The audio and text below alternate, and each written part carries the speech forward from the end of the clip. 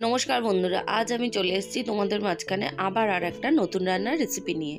আজ যে রেসিপিটা দেখাচ্ছি সেটা কিন্তু হচ্ছে বিয়েবাড়ির স্টাইলে কাতলা মাছের কালিয়া। আমরা কাতলা মাছ প্রায়ই বাড়িতে রান্না করে থাকি, কিন্তু বিয়েবাড়ির যে স্বাদ সেই স্বাদটা কিন্তু আমরা সহজে পাই না। খুব সহজ পদ্ধতিতেই কিন্তু আজকে তোমাদের মাঝখানে আমি নিয়ে চলে এসেছি এই রেসিপিটা। আর তার আগে যে সমস্ত বন্ধুরা এখনও আমার চ্যানেলটাকে সাবস্ক্রাইব করোনি তারা প্লিজ সাবস্ক্রাইব করে পাশে থাকা বেল আইকনটা অবশ্যই প্রেস করে দিই। তাহলে চলো শুরু করা যাক আজকে এই রেসিপি। দেখো আমি মাছগুলোকে এখানে কেটে নিয়েছি। এখানে আমি একটা গোটা মাছই নিয়েছি, কিন্তু তোমাদের অল্প কয়েকটা পিস আমি তোমাদের দেখাচ্ছি। দেখো এবার মাছগুলোকে কিন্তু আমি নুন হলুদ মাখিয়ে রেখে দেবো। আর এদিকে আমি কড়াইতে কিন্তু তেলটা গরম হতে দিয়ে দিয়েছি। কড়াইয়ের তেলটা গরম হয়ে গেলে মাছগুলোতে আমি নুন হলুদ মাখিয়ে এর মধ্যে ভালো করে কিন্তু একটু কড়া করে ভেজে নেবো। বিয়ে বাড়ির মাছ দেখবে সবসময় কিন্তু একটু কড়া ভাজা হয়ে থাকে। দেখো আমার তেলটা কিন্তু পুরো গরম হয়ে গেছে। এবার আমি মাছগুলোকে কিন্তু আস্তে আস্তে এর মধ্যে ছেড়ে খুব ভালো করে কড়া ভাজা করে নেবো। আর আজ মাছটা ভাজতে ভাজতে তোমাদের বলি, যে সমস্ত বন্ধুরা এখনও আমার চ্যানেলটাকে সাবস্ক্রাইব করোনি তারা প্লিজ সাবস্ক্রাইব করে নাও, আর পাশে থাকা বেল আইকনটা প্রেস করতে একদমই ভুলো না, যাতে আমার সমস্ত নতুন নতুন রান্নার রেসিপি সবার আগে তোমাদের কাছে পৌঁছায়। দেখো আমার মাছগুলো কিন্তু এক পিঠ ভাজা হয়ে গেছে। এবার আমি ও পিঠ করে মাছগুলো ভেজে তুলে নেব।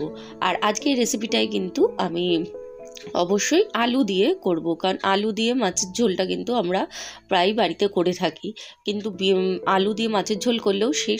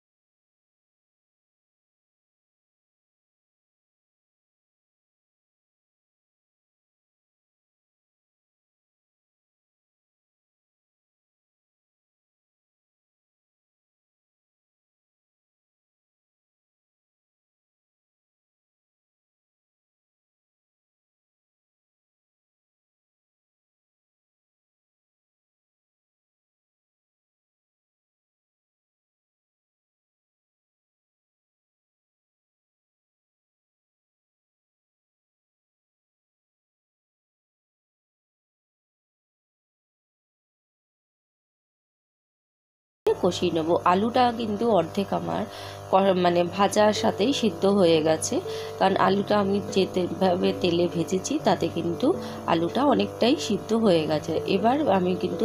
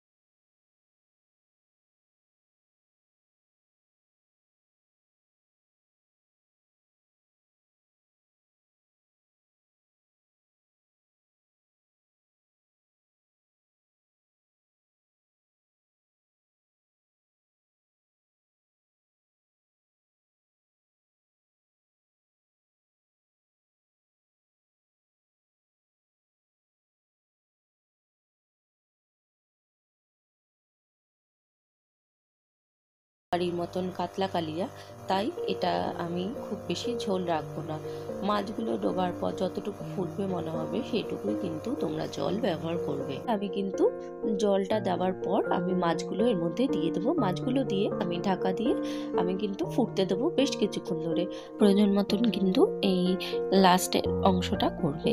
এখানে খুব বেশি হলে 5 মিনিটের মধ্যেই কিন্তু তৈরি হয়ে যাবে। দেখো আলুগুলো কিন্তু একদম সিদ্ধ হয়ে গেছে, শুধু ভালো করে ফুটে গেলে এর মধ্যে ঘি আর গরম মশলা দিয়ে নামিয়ে দেবে। দেখো আজকে ফাইনাল লুক। তাহলে কেমন লাগলো আজকের এই কাতলা কালিয়া রেসিপি? আশা করি আজকের রেসিপিটা তোমাদের ভালো লাগলো। কমেন্ট বক্সে কমেন্ট করে জানাতে কিন্তু একদম ভুলো না। ভালো লাগলে অবশ্যই একটা লাইক, শেয়ার আর সাবস্ক্রাইব করো নতুন বন্ধুরা।